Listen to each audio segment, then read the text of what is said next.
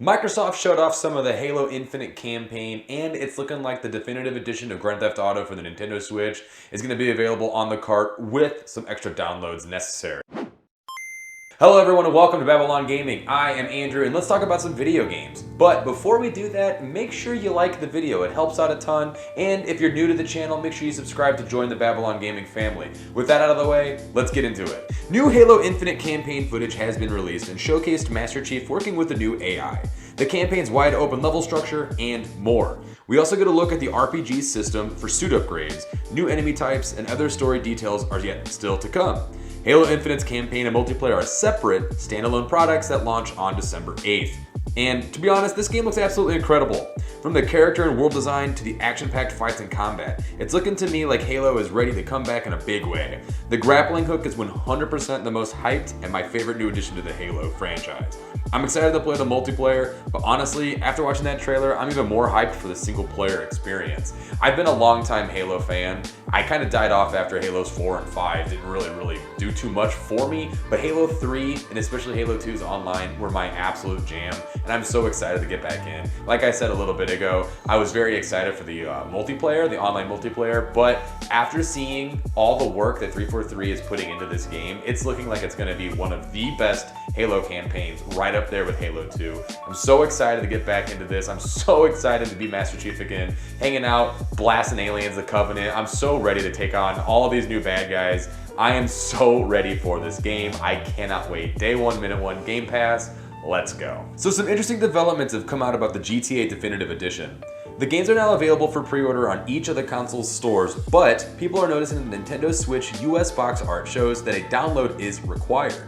People were speculating that due to the size of the games, the Nintendo Switch would only have one game available on the cart, with other two games being digital downloads. It's kind of a bummer that they won't be all in the same cart, but either way, I'm still just excited that we're even actually getting a physical copy. I was honestly expecting them to just send them straight to the eShop. It still is kind of odd that the digital version of the games come out on November 11th and the physical coming later on December 7th. People are also complaining a lot about the visuals of these games, saying it looks a lot like Fortnite. And it's funny to think that people honestly expected these games to look anything kind of like Grand Theft Auto 5. People, you gotta understand, these games came out in the early 2000s, and a lot of the people that are complaining about these games are actually the people that weren't even alive when these games first came out. I'm talking about games that I played and my friends and I played in middle school and high school, stuff like that. I still have very fond memories of playing San Andreas with my brother because it had some weird multiplayer mode. We'd put in cheat codes, and there was one time actually where he took the car, we had all, cheat codes on, obviously. Cars could fly. And he flew us to the top of the highest building, right? I get in the car with him, or we're in the car together, and he goes, all right, man, we're gonna drive off and we're gonna fly off into the sunset. Well, sure enough, takes off.